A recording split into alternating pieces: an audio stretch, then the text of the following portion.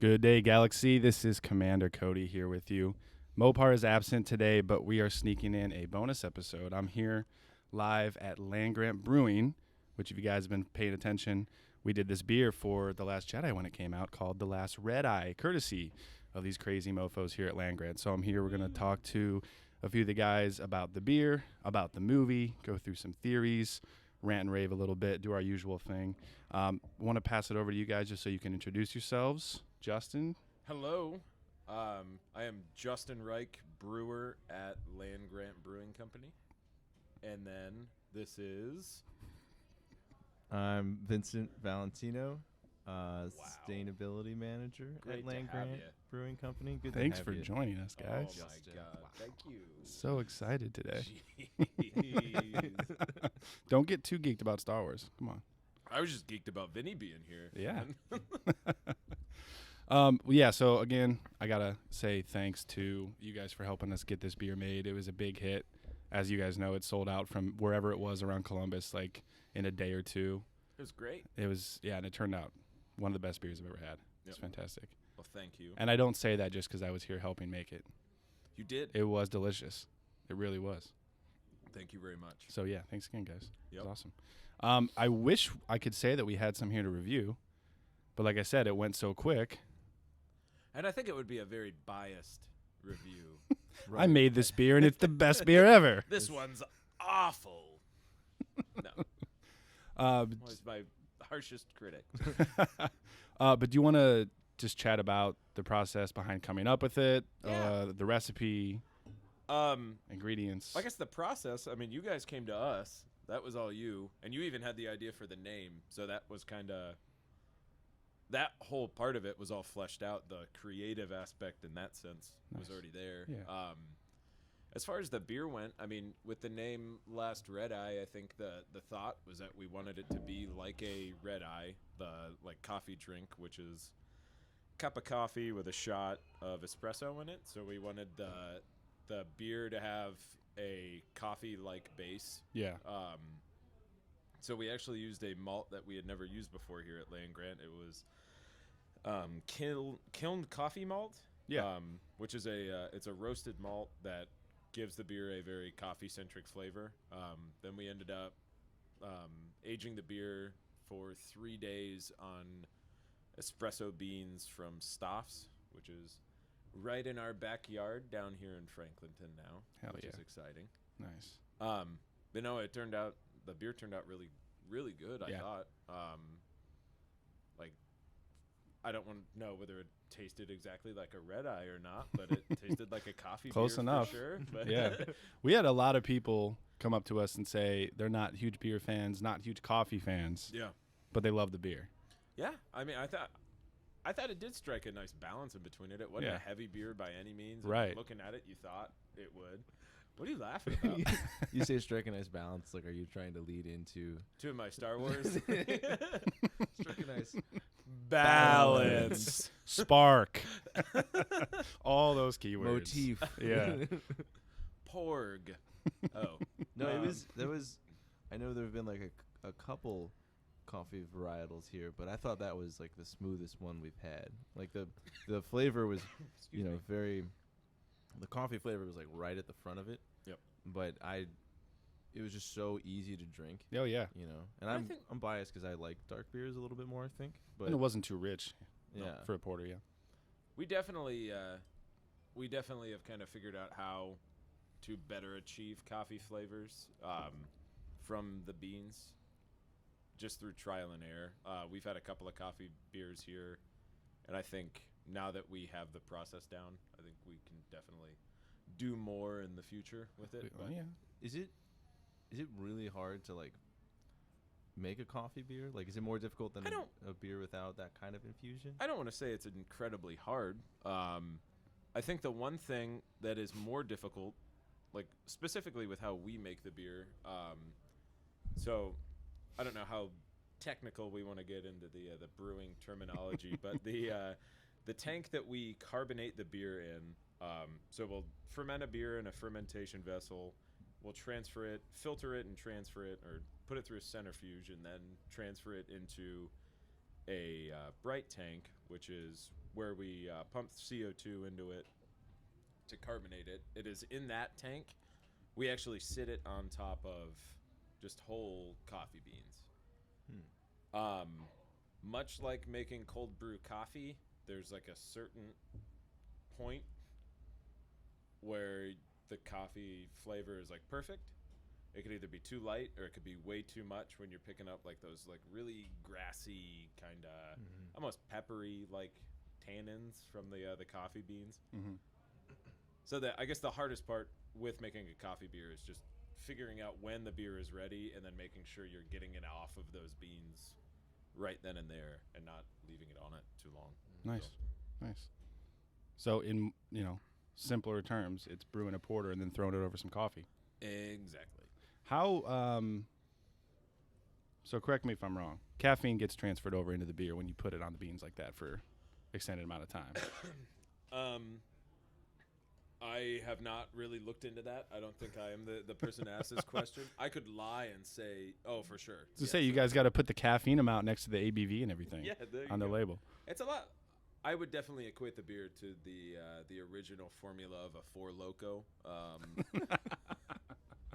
Not only in the almost flavor, down to the the caffeine's there. That great flavor that Four Loko had, right there. The cough syrup flavor, you got that in there and everything. Ohio State students circa 2007 will be very excited. Oh, I remember. I'll kick the table. Okay. Watch Don't out. get too excited about Four Loko. I know they went away for a little bit. They are back on the market, right? They're back. No, I think they had to shut down toned for it down, yeah. I think. I don't. It was like there was too much caffeine in it. It was like doing coke is what they equated it to, right? Pretty much. Yeah. I think is like I remember. I know we're going off on a tangent here. It's the name of the game, man. Yeah. No, I had two one night in college. I learned that lesson early on. Yeah. To avoid Maybe a half of one is probably the right amount. Four Loko. Yeah. Yeah. No, I'm just imagining you at that like a house party just No, it wasn't even a house party. It was like I think my brother's friend didn't want to buy beer for some reason. And he wanted, it was like a watermelon flavor, and I think the other one was grape. And they heard such negative things about like one of them that they didn't want to drink it, so it just sat in my fridge. And we didn't have anything else, and it was like a Friday night, and for the purposes of this podcast, I was totally 21 years old, but I don't know whether I was. And The Four Loko, you can't remember. I was desperate, and I was just like, all right, yeah, this is great. What a good idea. Oh, my God. That was bad. Yeah. For whatever reason, Really bad, yeah. I always got hyper the and drunk at the same time. Not a good combo. I always got the cough syrup flavor for I don't know why, the cherry. Oh, God. I don't know why. I don't know. It wasn't cherry flavor. I think it was just called Robitussin. with a nice Robitussin infusion. This one we actually aged in the bright tank on top of Hall's cough drops. Yeah, did they ever have a menthol flavor of Four Loko? We fermented on top of used cough syrup bottles. Caps off so you can really get that full-bodied flavor. All this to say that the Red Eye was amazing. Thank you. Best beer ever. It might not have been cocaine in a can, but damn it, we tried. It was close. And what we're drinking now, you have the same beer, right? I do, yeah. Son of a Mutter? Yeah. It's one of my Son of favorites, a Mutter. actually. This is I- one of my favorites of you guys. I definitely think this is. I would say it's probably our most underrated beer here at Land-Grant. I would agree. I don't know. I think it's a really, really well balanced brown ale. Nice chocolatey notes to it, but not too overpowering. Yeah. Here's how I think of Son of a Mutter, and I will translate to video game terms. Son of a Mutter is like drinking Son of a Mutter is like playing as Mario in Super Smash Brothers. Incredibly well balanced. Balance. But it like everyone's like, oh man, you're just doing there's nothing exciting about that. It's like no, it's a standby. It's a classic. Well, it's important to have those, And with this explosion of craft brewing, people are trying to brew the wackiest shit ever. So Which to we- have those, which I mean, I of love course. doing that. Oh, That's yeah. like that's Justin's my our weird guy. I'm the quirky weird one. Well, we just made a coffee beer for Star Wars, so That's true. Yeah. I wouldn't say a coffee beard's all that weird. More No, of a I know. cough syrup beer. well, it doesn't. We're doing yeah. that next. I'm excited for that one. for I'm the gonna gonna be solo huge. I'm gonna hold beer. you guys to it. Yeah. We are. Oh man, that's gonna be. But yeah, when you have, if you don't have those solid beers, like solid lagers and stuff to go back to, the wacky beers really don't mean much because, what the hell? Well, then you don't have you don't have anyone to sell the wacky beers to if you don't have a like. There you go. I always look back at like, I know we have a decent amount of hoppy beers here, but I always look back at IPAs. Like you can judge a brewery by its IPA, Mm-hmm. and like if you don't have a good IPA, you can have a hard time in the modern beer market. Yeah, But I believe it. not that the mutter is like that at all. But So I got to introduce you guys to our rating system. So we do, it's out of 3 stars, and we just do 3 stars is like best of the best. You'd recommend it to anybody. So even if you're not an IPA fan, this IPA is a 3 stars. You should try it anyways. You'll like it. Right. 2 stars is solid beer. 1 star is worth trying, and 0 stars is avoid at all costs. So what would you say for the red eye after you guys have had it? for red eye, Obviously like 4 stars probably. actually, Vinny, I'm gonna let you go first, just to take the pressure off me. I would say 3 stars. Nice. And I say that with like the intention that I love coffee and dark beer. So it like, and it's like a Star Wars beer. So 100%. Like It hits every point. It could have like been filled with rocks, and I was still been like, this is. It's Star Wars themed. I'm having Well, it. the funny thing about that, After the beans, we weren't- aged it on rocks there too. were no espresso beans. We bought them off some random guy down here on the street in Franklinton. He's just like, "Oh yeah, these are espresso beans." Those are clearly pebbles. They were just rocks. The brewer himself. Like I said earlier, I'm biased, and I feel like I am my harshest critic a lot of the time. I'd give it about a 2.5 to a 3, just because there are things that I would like to change with it. But no, I did really enjoy it. I thought Yeah. it turned out pretty well for what we were going for. For sure. I agree. And we chatted about it last time we recorded. We did our full Last Jedi review. And We both said 3. Everyone gave it 0. It's like, The beer's actually not bad, but it's the brewers yeah. who made it. It was more rating the brew day experience is what it was. It was just like, oh god, yeah, hanging out with that guy for a day. God. You did get a first-hand look at how incredibly exciting brewing is, though. Didn't you? It is exciting. And it's it may just be because I've never done it, I or I've guess, only yeah, done it once. If you've never really been a part of it before, I guess it's super exciting. But like There is a lot of waiting, a whole lot, like you said. a lot of But- waiting, a lot of cleaning. You know what you guys should be doing is recording a podcast in between all those waiting periods. So. I'll put about the silence that happens in those waiting periods. Yeah. It's like you have to come up with a short story every day and reenact There you it go. over like a 45-minute Yeah. period. Create a beer, the theme of the beer, the name of the beer, this whole backstory, make characters. There you go. Gonna make it. Now you have an ongoing series to, Yeah. to record while you're brewing stuff. I'm sure we'd all be really for that. I know. Just Chris me- would fucking love that. Oh yeah. Can I cuss on here? Oh yeah, fuck yeah. Sweet. Okay, cool. I'm gonna try my best There was not to. there was cussing in our Fuck intro. you. Oh yeah, there was. I put that there because it was like, if you get to the intro and you can't handle that, you should probably not be Right. listening to this right now. But yeah, and the cool thing about that is that every other brewer goes through the same exact process. They would love that shit. They would just play the show while they're in their brewing. Like, man, we got to wait here while it boils. I'm gonna let you know right now that probably wouldn't fly in the. I'm all for it. Anything to flex that creative muscle. Yeah, right? exactly. Well, guys, it's time to talk about maybe one of the most divisive Star Wars movies that's ever been made. Phantom Menace. That held that spot for a while, I think. Yeah, Allegedly, Was it Empire Strikes divisive? Back was also divisive. yeah. I heard that I'm one hearing wasn't that. like the hit star that it was right when it came out. No, yeah, that like when it when it came out, it was a very, very, very divisive. So we're just Good. going to talk about Empire Strikes Back. the Yeah, whole let's time. get into it. Okay. So we open.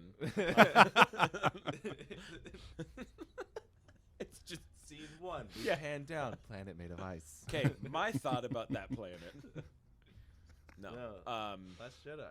This has erupted though. It's been kind of crazy. People Well, so are it's- freaking out. it's People are been a losing their week? minds. 2 weeks? Almost 2 half? weeks. 2 weeks tonight. 2 weeks tonight. Yeah. Oh, yeah. So we saw it Thursday night.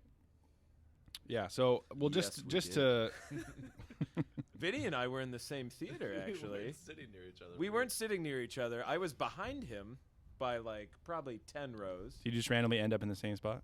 No, We I mean, planned on going, but then like the execution of meeting up totally fell through. That's my fault. yeah, we got tied up at Mad Max beforehand, drinking. Love that place.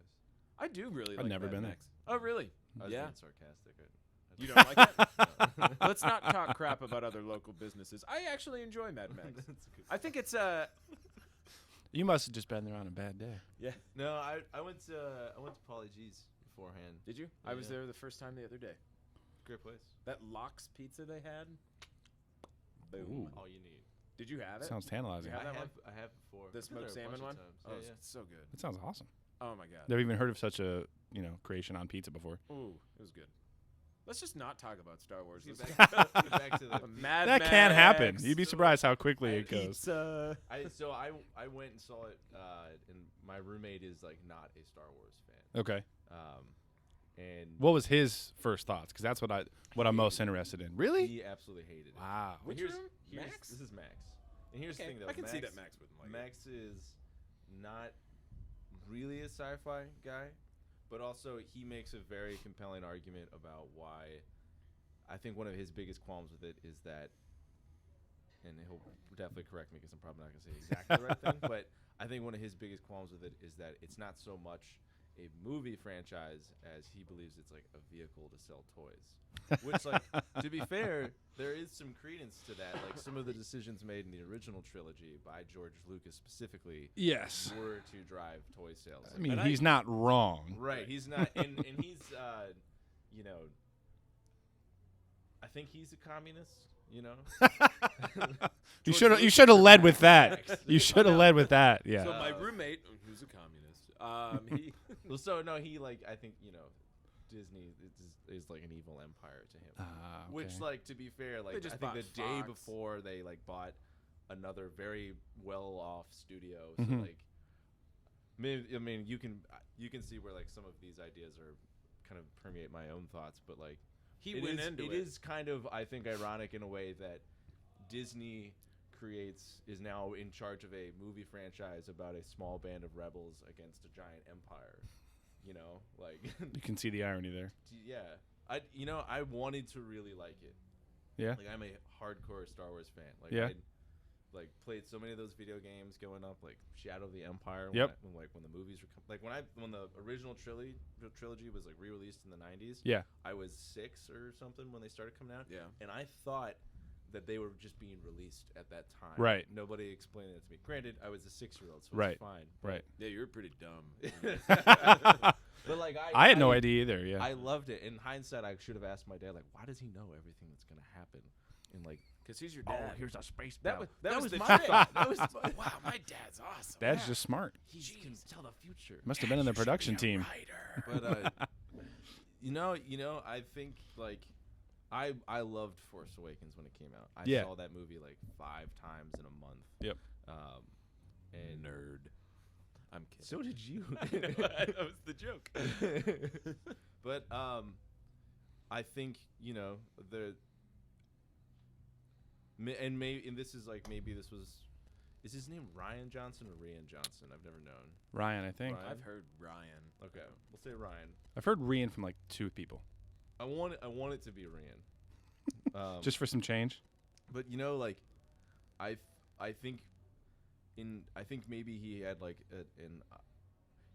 he very aggressively pursued that he wanted to subvert expectations. And my personal thought Yes. is that I think he did that to the point that it was a detriment to the. I would agree with that. Like there were some things that I think were set up in that movie and were set up in Force Awakens, that were ended for the sake of just ending them. Well, I think the story that I heard, and like it's the internet, I have no idea whether or not any of this has any sort of credibility to it. But I heard that It's all true. JJ had no plans post Force Awakens. That there was no planned story. It was just J.J. Abrams made Force Awakens, and then handed it off, which poses slightly an issue. There are so many issues Because like people would make the argument that Lucas didn't direct 5 and 6, right? But he's still the writer of the entire story, right? It was his story. So, but he wasn't the chief writer on Empire Strikes Back. But in terms of the screenplay and everything. Oh yeah, but he is the writer of the full story of Star Wars, right? Right. So having different directors is cool to change up the feeling and everything of each of the movies and get a different take on it. But without a cohesive story from start to finish for 3 movies, can pose some issues, and I think that's what people are seeing. It's at the point that, like, granted, the 3rd one hasn't come out yet, or technically the 9th one. Yeah. Sorry. But it almost doesn't feel like a trilogy yet. Like, it doesn't feel like there's a cohesive story yet. Right. Like, it's almost like the hijinks of just a couple of characters. Right. It's not. There's no overarching like path that they're going on. Like that was obviously in the original trilogy. It was all about Luke becoming a Jedi and the hero's tale. And this is just kind of, well, hey, Finn did this at a casino. Right? That was cool. And that's really like, here's Rey is now powerful. Right. That's exciting, and so right? far, the whole new trilogy seems to have happened in like 2 days. It has been. It was. Which is pretty strange, It happened in 2 days. A couple days, And now Rey's already. Might not just be 2 days. Might be 3. We can't really tell. I've only seen it once, so I guess you guys. And they never, that's one thing that they never really explained. And I always felt like A New Hope happened in a day. Right. Like Luke gets picked up, they immediately go to the Death Star, immediately go to Yavin, So it's hard to tell until they really specify. And I guess you don't really know how long he was on Dagobah with Yoda either. Exactly. So that's like, I guess that kind of bucks the whole. Because Rey learned it way too fast. Because I would hope that he didn't just get dropped off and train in 2 days, and then all of a sudden can take on Darth Vader. Right. Well, to be fair, he doesn't take on Darth Vader. Well, he tries. He tries. But so that's like what happened to him? Spoiler. But I guess like that's one of my main beefs of the movie is like whether or not like I think Empire Strikes Back was probably subversive in its time, and I can only guess because like, clearly I was not alive then, but like I think it was subversive back then because people thought they were gonna get. I'm trying so hard not to cough in the microphone. I'm just like. But I think that's great. When like A New Hope came out, it's basically like the hero's journey, like the hero of 1,000 faces. Like, right. And I think people didn't really, that wasn't such a pop culture knowledge thing then. And I think when Empire Strikes Back came out, they were assuming they were going to get more of the same. And like imagine that's like, I don't think something like that had been done in a blockbuster probably at that point. Granted, blockbusters were probably like 5 years old at that point. Right. So it's kind of an easy Jaws thing was to subvert. 75 or something like that. Right. New Hope 77, and then Empire Strikes Back was 80. Right. So, and 83. Yeah. So then, but I think that might be a part of why it was subversive, and maybe there's like some pacing things there that people weren't totally getting at the time. Yeah. Like, it's been a while. So I think everyone. Wow. Oh, all right. But the one thing that I think that they do well in that movie is like the same way, and spoilers if you haven't seen Game of Thrones, the same way that like Ned Stark dies in. Sorry to ruin that for you, Justin. In. Joking, oh wait, right? you actually don't watch that, do you? I don't. Oh shit. No, hold on. Well, that's that's your own fault. It's been like 8 years. Yeah. I watched the last season. All right, well now how do you jump in on season 7? I am up to date. Especially in a show like that. That's just like diving in and watching Revenge of the Sith, and that's it. Right. It's like, what? Yeah. Anyways, I don't know. Jumping in at Revenge of the Sith, I feel like there are worse things. You I jump guess. in at episode 1. But like those are two examples, like Luke losing to Darth Vader, and Ned Stark dying are examples of consequences. Yeah. Like the whole movie, the theme is in Empire Strikes Back, Luke, you're not prepared. Right. You need to complete your training. Right. This is a trap. and he doesn't get out of it unscathed. And neither does Han Solo. There are consequences for decisions the characters make, and that's just a good point of any story. That like something happens and there's an impact, and there just didn't really feel like that was the case in this movie. Granted, Luke Skywalker's dead, Snoke is dead, but like I this feel like isn't there a were. movie about those characters. This is about Finn and Rey and Poe, and none of those characters really seem to come out drastically different, better or worse than when not they really. started the movie. I don't know. I would argue with that. I think Rey did. I think I think she's the only one that you could argue for, though. well, and Kylo too, because the problem with them is like, if you didn't catch this, is like they're just two halves of the Force. Right. That's the whole point. Right. So Balance. and Rey is just innately trying to do the right thing. So when she sees this vision, when she touches Kylo's hand about him killing Snoke and betraying him, she thinks, because she's naive about things, that Kylo's going to turn against his master and turn against the First Order, and if she's there at the right time, she can save him and turn him around. Not realize, just like how such a girlfriend-like thing. well, too, just right? like all these Force visions she likes are. the bad boys because she can help. She can help. She can change them. She'll change them. Yeah, Don't exactly. worry. So the consequence for her is that the Resistance is almost completely gone. Luke's dead, or give himself to the Force, and Kylo is now in more power and even stronger than he was before. And Kylo, on the flip side, was thinking the same thing. Was thinking Rey's going to have this connection with me, and she's going to join forces. I'm going to kill Snoke. Blah blah blah. So there are consequences. I don't think they're highlighted as prominently as they could have been. Right. One thing I will say about this movie, off of that, is that it takes a few viewings to really let everything sink in, which can be seen as a bad thing. Because, like, why should I have to watch a movie like 3 times just to get the whole gist of it? Because Disney loves That's And that's what a lot of people are saying, is like, that initial viewing didn't do it for me, and that's a big deal breaker, which I can understand. But yeah, it's a very deep and complex film that I didn't walk out of the theater the first time in love with.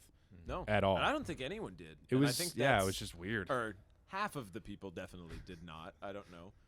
But like you look at the audience reports right now where it is like what is it? Like 54% or something It's low. are for it or something. It's almost half and half of people walking out. Yeah. It's just 2016 election all over again. Yeah. Everything I have heard, though, is exactly what you said, that those second viewings do help alleviate a lot of the problems. But the main point that I have heard is that going back and watching it the second time, there's certain negative scenes that you know are coming, and the blow is lessened because you just, like, you're expecting it. You're just like, whatever.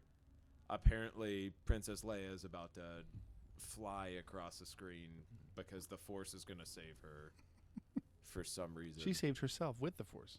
Right. And, like, can we talk about that? Poor I guess? execution. Sure. Yeah, just If poor I- execution. if I can, Everyone- I think I have an unpopular opinion. I didn't hate that scene. Okay, I loathed it. I Absolutely loathed it just due to, like you said, it was execution. There are so many other ways that you could have done that sequence. Yeah. But, I don't know. I haven't thought about it enough because I'm trying to put it out of my mind. But kind of how I have tried to make it okay in my mind is I'm about to go full Marvel nerd right now. There's a deleted scene in The Incredible Hulk where Edward Norton's character tries to I think he tries to jump out of a plane or something. I don't even know whether it's on the DVD. I know there was just rumors of this scene, but he tries to kill himself by jumping off of a plane, and then the Hulk saves him because the Hulk knows that like he is part of the same person. So Right. he turned into the Hulk to save himself. Well, he even says that in Avengers too. Does he make a He comment? tries. Well, not tries the to thing. He tries to shoot put a. himself. He Oh, said yeah, he he tries put to a shoot gun in his mouth, and the big guy spit it out, or whatever he says. Right. Okay. Yeah. Oh, no, I do remember So that. similar kind of thing. Yeah. So this is kind of something like that where, I mean, Leia is dying, and it's this thing that is innately in her Yeah. that is keeping her alive. Yeah. I don't know. I didn't see it as that though. I literally thought it was because like Return of the Jedi. There's like the moment you realize that like Leia also has the abilities of the Force because Right. she's Darth Vader's daughter. and Right, all this right. Shit.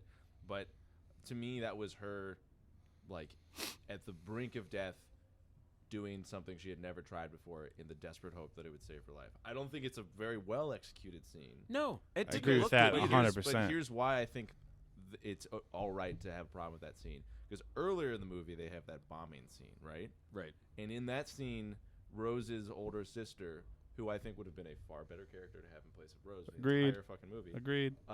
She, like, you're in that bombing area of the ship, and you see that the rules of space apparently don't apply. Yeah, because you open up that cargo because bay. you can see all the way down in like maybe You're there's not like getting a sucked out. force field or something. Yeah, they like, covered that stuff in like in like some extra. spin-off Yeah. novella. It's in Yeah. that the casino book with oh my god, what's the name of it? The new book that Canto Bright. or Canto whatever- Bite? Yeah. Oh, Canto it's Bite. actually explained in there. No, I made that Oh. up. But like, But it's believable, though. But like, that's what Because people are. that's such a Star Wars thing, though, Like, that we'll you have such explain it. so glaring like that. Yeah. But then there are people online that'll be like, "Oh no, well, they explained it in this." Like with hyperspace tracking. Oh, there's the thing in Rogue There's a One. throwaway line in Rogue One Right. that says, "Oh, hyperspace tracking," And Which, you're just like, oh, okay. that. Which I don't have We'll- a big issue with. We'll go to that later. But Oh like, yeah, but, that's pretty cool. But like that's the thing I think with the Leia scene is that with the Rose's older sister, you know, that rule doesn't apply. The vacuum of space doesn't affect people at all. Yet then we have this scene where you have all these important rebel generals dead in space, and Leia's like frozen over, and then she R.I.P. shoots herself. Admiral Akbar, by the way. Yeah, I know. Which is Terrible send off. although granted, I think the voice actor died like He did. 9 months ago, so that might have been why they did that. That's still Yeah. No, I think she has the Force, obviously. right. We don't know 100% if she has or has not taken a little bit of training from Luke. Maybe she has. Yep. And in that desperate of a moment, adrenaline pumping on the verge of death, that's when something like that would kick in and she No. could do whatever she wants. I But understand that. it but just it's- looked goofy. It looked really goofy, and she straight like I know a lot of people. And the call way it- she flies yeah, is she just flies weird. Like Superman. Yeah. And the whole thing is just goofy. And the way those like moon rays or whatever were hitting her, it was just fucking strange, man. It was definitely the swinging monkeys with Shia LaBeouf sequence of this The movie. fuck are you talking? What the hell? Oh, really? You guys don't remember that from Kingdom of the Crystal Skull? Oh, I put that movie Oh. in my mind. Yeah. Never seen it. Shia LaBeouf swinging with monkeys. That was exactly how I felt in this sequence. Was just like I can see this that. useless CGI sequence that looked horrible, and it was just I don't know. The whole thing was poorly executed. It didn't look very good, and it was not needed, especially. No, go ahead. for it. Keep going. I was just gonna say, like, and I'm sure a lot of people have had the same complaint that you have Carrie Fisher, who, R.I.P. There was a moment. There were so many moments, I guess, in that movie to send her off the right way, and it just seemed like they shoehorned her back to life for what reason? I think that was part of the script and they didn't want to change it. And that's Right. true. Well, I think Sure. too another thing, but like that again, I understand like how she was supposed to do it and like why it is not like not well executed. Yeah, but yeah. I think that's also another example of like the movie having like lessened consequences. Right. What was the whole point of Kylo Ren in that spaceship scene? Like he made the decision not to kill her, but then she got blown up anyways. Right. You know. Right. And maybe that's like to display his situation a little bit, and Right. like his own trappedness. Right. But I just think like I would agree with you, Justin. There is a better way to pull off that scene. I think so. You know. Yeah, there's a few. I mean, there's a few complaints that I have, like with the Canto Bite thing and Maz Kanata being in the middle of that battle when they're talking to her about the code breaker. Right. It's just some goofy shit with that and the Right. casino that I could have done without. Well, that the whole casino thing, I think you could have, like, they just like took Finn at like, and you and I talked about this, Justin. That Yep. in the first movie, one of the things that I think drove it very well was the relationship between Finn and Rey, Mhm. and Rey is this conflicting thing in Finn's life in The Force Awakens. Right? He finally decides to run away from the First Order, and Poe is the vessel that does it to him. And then Poe's gone for the whole movie. Right. You know? And Right. I'm sure that's covered in like a comic somewhere what he did. And then What the Poe whole- did? yeah. To Then get he, off like- of Jakku. Oh, okay, Right. okay. And then as he's fleeing, the First Order, Rey is the only thing that convinces him to do something slightly different. And Right. then he makes the decision eventually to try and come back for Rey. Right. And so there's like obviously he's into her and like not sure what her feelings are towards him. Well, but that whole movie is you're looking at their relationship and those conflicting forces. And then this one, none of that is touched on. Well, you get back to what you talked about earlier about how this movie takes place. It's immediately after Force Awakens. Right. Like it picks up right where Force Awakens left off. Mm-hmm. So like one of the first shots of the movie is Finn waking up right in his like rehab suit. Mm-hmm. And your first inclination when you see him wake up is like, oh, he's going to try and like find Rey or something. And it's within 10 minutes of the movie of him waking up, he finds Rose, and then they go off and they do their own thing, and now they have a... Well, to be fair, that was the exact first thing he said. Yeah. Like, even when he hits his head on the thing when he, like, wakes up, he just says... He screams Rey as he, like, jerks up and hits his head. But that was about it in the whole movie. Well, like, there was a sequence at the end where, like, they're on the... They're actually united at the end. Right. And it's a throwaway sequence. Like, right. It's not, like... Well, kind of. Okay. I mean, I've only seen it once, like I said. I would say the importance of her lifting all those boulders and moving them and rescuing the entire resistance and then finally gets reunited with Finn wasn't as impactful as it could have been, but it was there. Yeah. There's a lot of stuff. I think there was a lot of things that they had to squeeze into this one movie. Yeah. Right. That was really tough to do. If I can, I think they would have had an easier time squeezing it in if they didn't put Rose in the movie, or if they had let her sister be a part. Because like, I would say Rose as a character is like probably my biggest issue with the movie, and I think she in turn relates to like the casino world, and I don't know. It just felt a little shoehorned. Like I know Star Wars movies introduce new characters, and all these things, and I'm not against that at all. But it just like, I don't know. She was just like this cheery, bright. Things are bad, but we have to be better. She was Knives Chow from Scott Pilgrim. She was Knives Chow from Scott Pilgrim. Exactly. She was so bubbly and fun, and I didn't have a problem with her until I think you and I have talked about it more, and I'm like, oh my god, yeah, she really didn't serve all that much of a purpose. Right. I think her sister would have been a more fascinating character, and I think I've seen this trope in other things. The biggest example that comes to mind is Final Fantasy 12, but I love video games. Which listen to our next I haven't played any of those after 9. Final Fantasy 12. But like, you know, the character of like the warrior's younger sibling, right? Like her older sister is this badass who like dies for the resistance in like kind of a questionable sequence, which is pretty cool to watch, but like, you know, I get what they did there. But then, you know, she's not this like very grief-stricken, like she's still bubbly and like happy and everything's going to be good. Yeah. Like there's these bad people here. And again, obviously, caveat is that I also have only seen it once, but I just remember, I don't know, feeling, you know, kind of beat over the head with like her personality. Yeah, you know, and I'm right there with you. That was her characterization, was that she was a bubbly, friendly, like character, rebel person. Yeah, right. I don't know. I mean, it was that, and then her necklace. I feel like that was really the only things that were really fleshed out about her. Is that she had a sister that died. She cared for her homeland, but then she gives the necklace to Benicio, right? That's like the whole. Yeah, and he uses it to zap the door open and then gives it back. Okay, is that what it is? And then turns them in. Yeah, and then turns them in. Right. But yeah, I didn't hate Rose. I didn't love Rose either. She's just kind of there. Right. And it's that's fine. really, it's like I don't like hate the character of Rose, but I just see like in this story that they've told, a path that like has again no like real impact. Where's it going? Yeah, right. like why is this here? You know.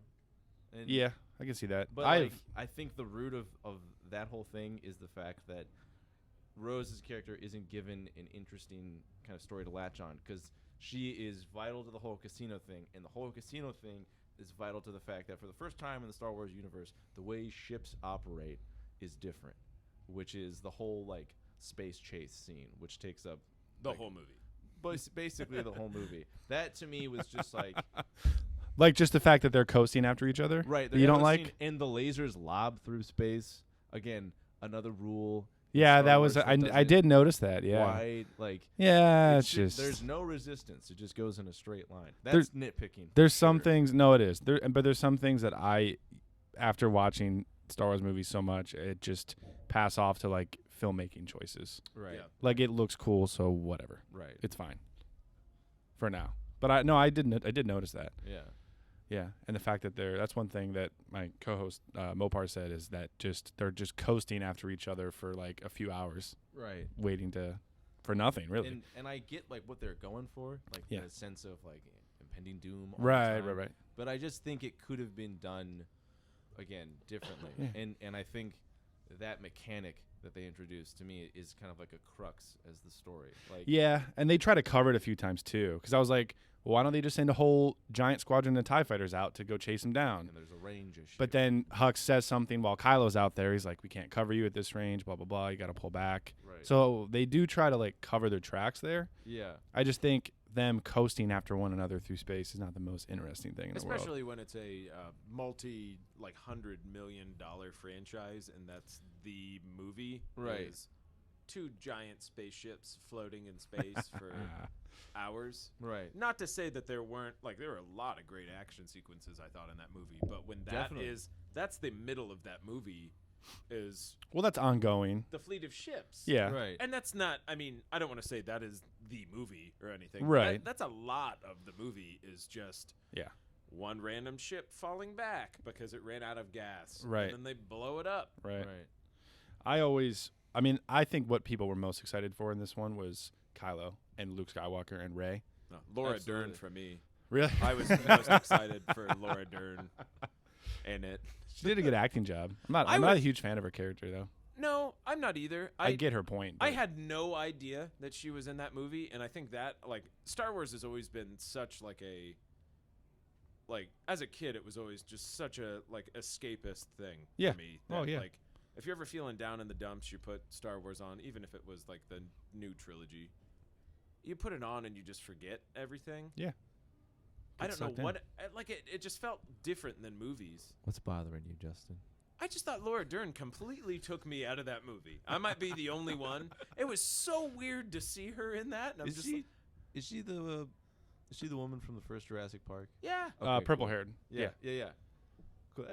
I heard a lot of took- people it just took saying me like out. her appearance and attire felt very not Resistance, It and felt just like- felt like she wasn't in the right place. It felt Seemed like she very was like a politician. She was a behind-the-scenes character in The Fifth Element, is what she looked like, with that hair and everything. Yeah. I feel you. crossover. right? But at the same time, you do have the general of the Resistance What is in like, she's like Leia's always decked out Yeah. because she's a That's princess. true. And Han Solo is what, like a general by the end of the first series, and he's Yeah. in a Well, by the vest. 5th one, really. yeah. And then you have Mon Well, that's his Mothma and character. things who are in like nice like robes and stuff. So Yeah. I get it. I would have liked to see someone like Akbar, who is from the rebellion and has a track record. Because I One more just time. feel like there's this Sorry. random person who is ended up taking over for Leia. Right. Yeah. It would have been nice to like Akbar not get blown up on the bridge and have Right. him take over and do the light speed ram of Snoke's ship and all that and like sacrifice himself. Or He's even been in Leia. that fight for I wanted, yeah. Like, cause like, Yeah. he- Have like Leia do that. again, there's the thing of like, if How to send Leia's her off. character, well, not even how to send her off, because I mean, granted, like, I would hope that nobody on that set knew she was gonna die. Of course. But if they did, that's fucked up. But like, there's the whole thing where like Poe's whole first act of the movie is to basically fuck over the Resistance, you Right. know, not intentionally, but in the sense of like he's trying to. Be He's a too hero. hot-headed or whatever. Right.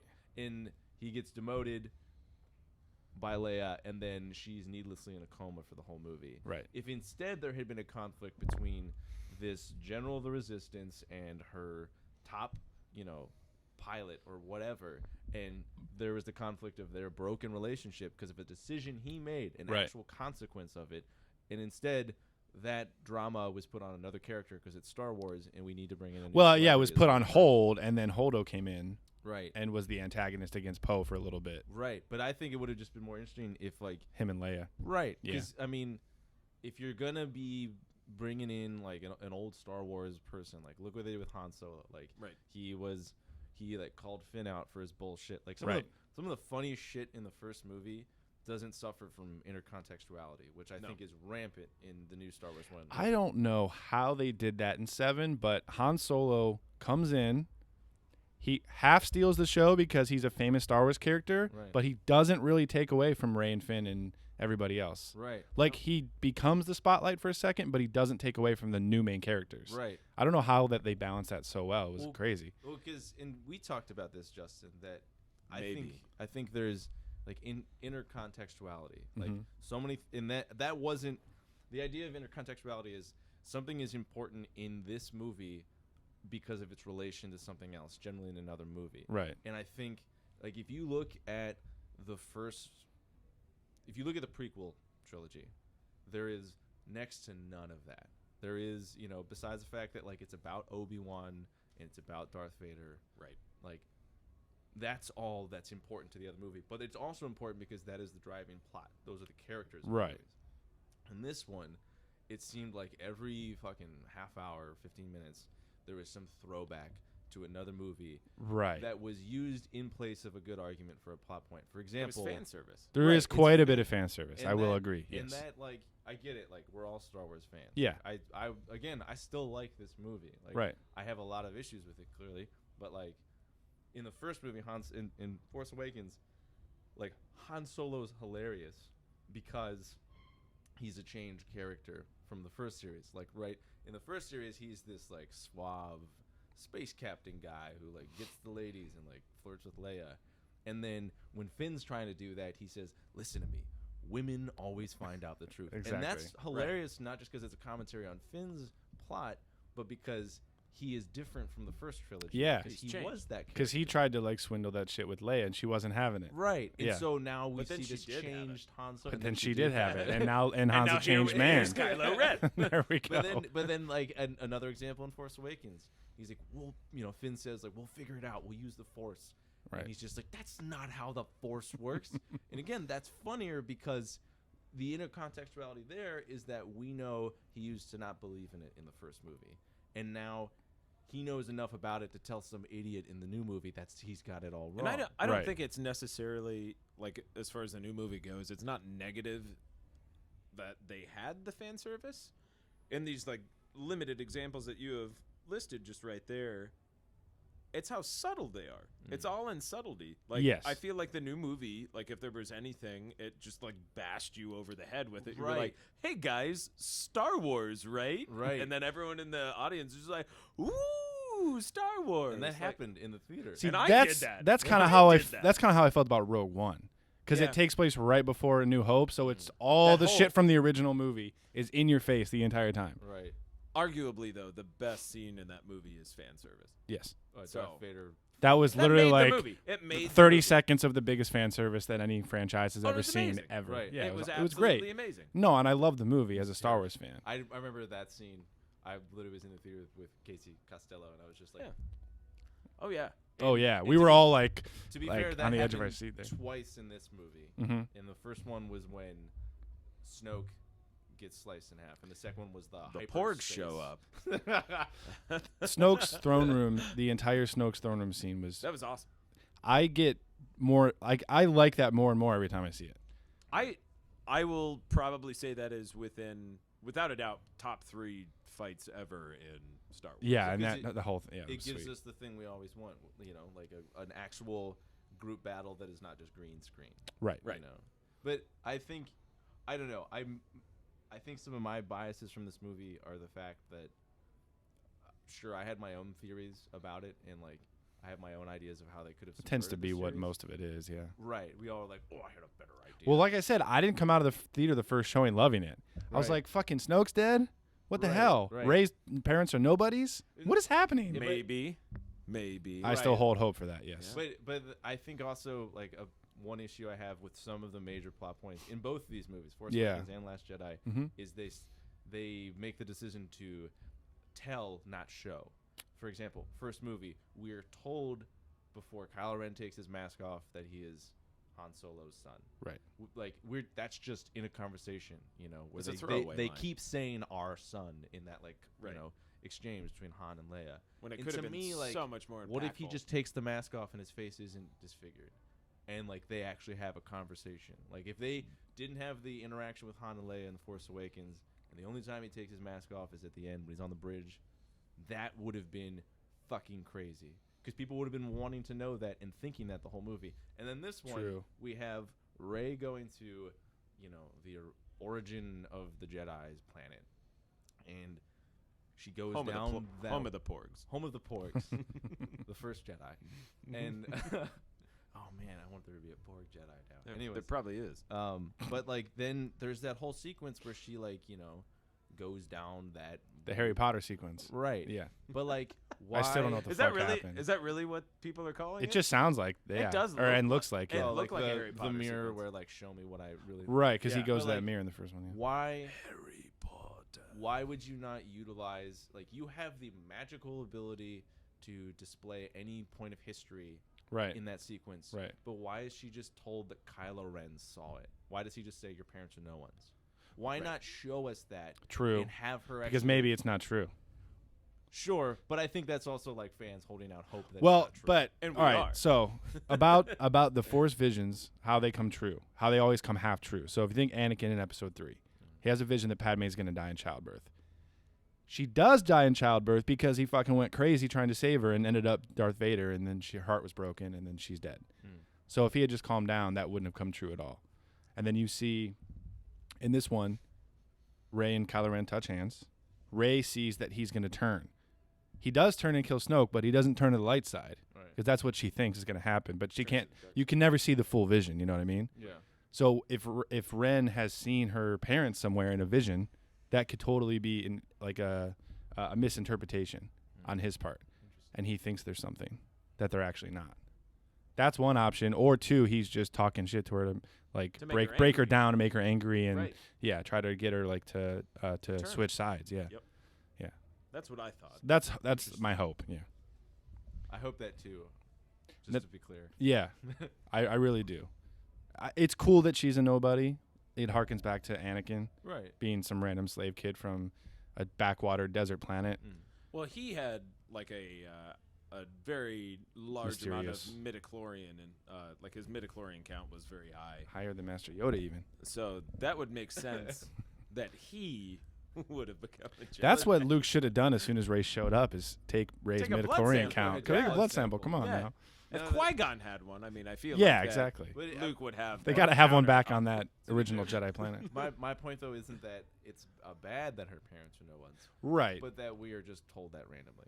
I Yeah, understand. because there's no impact of that line at all. Right. Like, she there just- should she's be. crying. That should break the audience down. Right. I feel like instead We of should just like experience it the same way she does. your parents are nothing, and you're just like, oh, that's it. That's like, what if we that's how we're gonna do it? they were drug addicts or whatever he says? Like, what if we see that? What I if think we he just said they're junkers, right? Not junkies. Did he say junkies? Junk- junkies, junk and then he traders. said junkers. Oh, okay. It was both. Okay. I'm making that up. So they sold her off for They're drinking jun- money. They're junkie drunkers. Drunky junkers. But I don't know. Drunk Again, junkers. the thing is, I really like that plot point. I just my Yeah. only issue with this movie is like how they executed things. Right. Um, Back to what your very first point was. Ryan Johnson went to lengths to try to tell fans to calm the fuck down about theories and everything. right. Yep. With Luke chucking the lightsaber over his shoulder, I still hate that moment. Right. I know what he was going for, but it drives me nuts. It like the significance of your father's lightsaber that's been through so much history. That it still drives me nuts, but that's the point that he was trying to make, and he tried to make through a lot of the movie. Was for fans need to stop overanalyzing everything and let Kylo says it 14 times, let the past die, Right. like all throughout the freaking movie. That Yep. and Spark, where the fucking Spark or the Spark. Right. Spark and spark. Wrong hand gesture. Oh, Sorry. But to harp back to my original point, then is like, what if you just made the movie and didn't worry about people overanalyzing it? And I think there are some things he did in there in the ways that he did them that I think he made some plot point sacrifices because like he probably was like, that's too Star Wars. I need to make something a little different. It can't be that. I like to think Yeah. that they sit down, they think about the story, the characters, and they make the movie that they want to make. In this one, it feel like he did that, and then threw in a few things about fanboys need to calm the hell down, Right. and he threw in a few too many. Right. I think. fanboys are never gonna calm down. We're never gonna calm down. Yeah. Right. And there's the internet, especially with the internet, we're just gonna get crazier and crazier. Well, yeah. How many times have you signed the Change.org petition to have this movie removed from the? I Star didn't Wars sign canon? that one. How fucking dumb is that? I That's had. the most ridiculous. Is that thing. real? Yeah. They want That's a to. real Yeah. thing. Oh yeah. That's the one thing fucking Congress does this year. They want People have their faith in the wrong fucking institution. to. They want I to did, however, strike sign episode the 8. one. I did have the one where they, the Change.org petition to have Rian Johnson killed by forced electricity. That one I signed. It seems reasonable. No. I think there's. I feel like I have a very hard time What do believing you that mean, no? anyone would be against that. For sure. I think it's a reasonable thing to do. It's bipartisan. We're about. I feel like that is the most That American can't thing happen. that we can do That at actually this is. point. He's about to give us a full trilogy. You can't die. Yeah. I, despite all that, I am, I'm very excited to see what he does in this other trilogy. I think It's just a Looper spin-off. Is actually what I I've would heard so take. far. I would even take that. to Bruce be honest. Willis is actually Darth Maul. That's one of the twists of Looper. It's actually Bruce Willis with makeup on that makes him look like Joseph Gordon-Levitt as Darth Maul, undercover Right. as old Obi-Wan Kenobi. But then they go into the future, and it's actually Joseph Gordon-Levitt again for some reason. Yeah. he had a cameo in this. Yeah, I heard about that. Yeah, I who heard was about the that. A lot of the people from Brick did, right? the rich guy on Canto Bight that was complaining about them parking on the beach. That was him. That was Joseph Gordon-Levitt. Levitt. One thing quickly. Yoda scene. I was for it. I liked it. I liked that they did the puppet. He looked well. Here's my issue: is that it looked like he was CGI'd for the first like shot or two, and then it was a puppet. So as soon as he came on, I was like, he doesn't look right. What's happening? Why don't you just grab the puppet from 6 and just use it again? And then the movie responded and said, "Okay." Yeah, and then exactly 3 seconds later, yeah, here's a puppet. No, So I don't know how that happened, but I think that. But again, the scene was good. I think it's a good scene, and like again, everything I've said up to this point has been like I had a problem with this for this reason, But You I have still been like very it. Negative. Very But negative. at the same time, I still liked it, and here's an example of a scene that Exactly. I liked. I feel like that I that's think- your consensus of the movie. Is like I had an issue with it for this, but I still liked it. Right. Well, I mean, I think at a certain point, like, I'm a fan of Star Wars not because like they're perfect movies, but because Of like, course. I like Star Wars. Yes. You know, it's like the same way like I'm a fan of like Tron. certain bands and Yeah. Tron. Yeah. But like a Sorry to band- shoehorn Tron into the podcast today, but we couldn't make it through without referencing it at least once. in that classic Tron Legacy, the I- sequel. Still maintain Tron Legacy not a bad movie. I will agree with you. I like Haven't it. seen Rewatch it. I have You it haven't on. seen it? No, I do love Jeff Bridges though. So I will should say watch 3D Blu-ray. it. Yeah. It is that.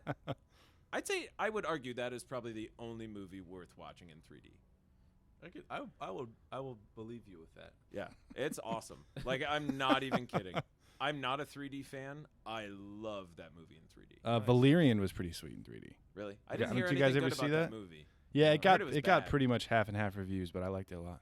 Cool. It was fun. I'm a big fan of Mass Effect, so it kind of felt like that. Yeah, that's what Really? I heard. Cool. I like Mass Effect. Yeah, it was sweet. Sorry to take everything off. No, it's okay. I had one thing no, to my say. favorite thing in Tron Legacy. No. Oh, here's how I the porgs. Yeah, fun fact. They did the porgs because they couldn't get those puffins, the right? puffins off the fucking island when they filmed. They Which were I just love. like, all right, I love. yeah, it's cool. I don't get the hate for porgs. I don't get it either. at all. I thought like they porgs, didn't do anything. They porgs were made sense adorable. to me.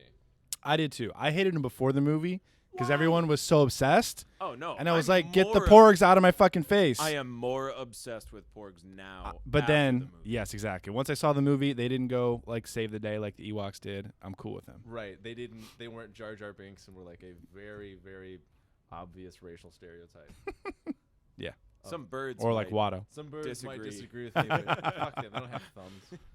I know the puffin film community is a little disappointed that they were left out of Is the that what- final cut. Is of that the what you film. were gonna say though? Was your last? Yeah, thing we porgs? No, my last thing was not porgs. Interrupting you. My last thing was I summed it down and say there's a lot of dumb shit in every Star Wars movie.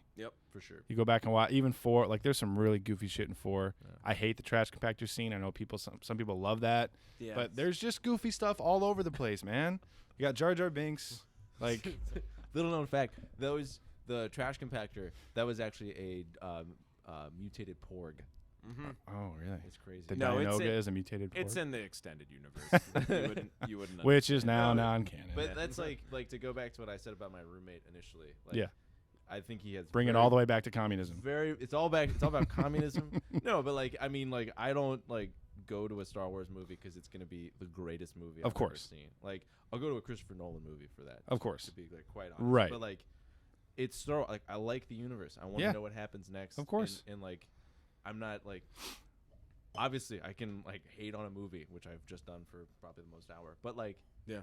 still enjoy And it. still watch it 100 times. Right. Yeah. I will watch it again. I hadn't heard any of that stuff about how a second viewing changes things. And here's what I've said. We'll close with this. So my wife, I've been trying to get her into Star Wars. She's seen 7. She likes that. And that's it. Took her to see 8. She loved it. Yeah. Didn't go in. All she wanted to do was like go see Rey do more stuff. Had no baggage or expectations. No Snoke theories. No Rey parents theories. Right. And That she was- loved the movie. And now she actually wants to go back and watch the other one. So I was the excited marketing about of that movie was, hey, come see Ray do stuff. Yeah. All right. Yes. Cool. Sure. Yeah. It's literally what she was hoping for. Yeah. Ray did stuff. She's pleased. It's Oh, fine. hey, she did that thing that she does. Cool. I mean, my favorite part of that movie was Ray doing stuff. Yeah. Yeah. All the stuff. Do you remember that thing that she did? That one stuff was great. That was one cool. stuff. So I would say, diehard Star Wars fans, if you had crazy expectations and didn't love the movie, go see it another time or two in the theaters. Give Disney all of your money before you finally base or make any sort of opinion on this movie. Rise up, you are the proletariat. The bourgeois is controlling you. Go see Tron Legacy Go see Tron Legacy. in theaters Go see Beck. this see Beck. this December 2010. Was it December? Or October. It was October 2010. Who cares? Who knows the release date of that movie? Of Tron Legacy? I did. She was July. Oh, that would have been April 2009, I believe. We're going to end it on that note, I think. Okay. All right. That's enough. We've gone too far. Bye, everyone. Oh. No, it's okay. I always like cut it off on some random thing. So as you're doing Kermit, I'm just going to fade the music up and that'll be it. Oh, that was That's how we like to do it. All right. I have to go down to a meeting.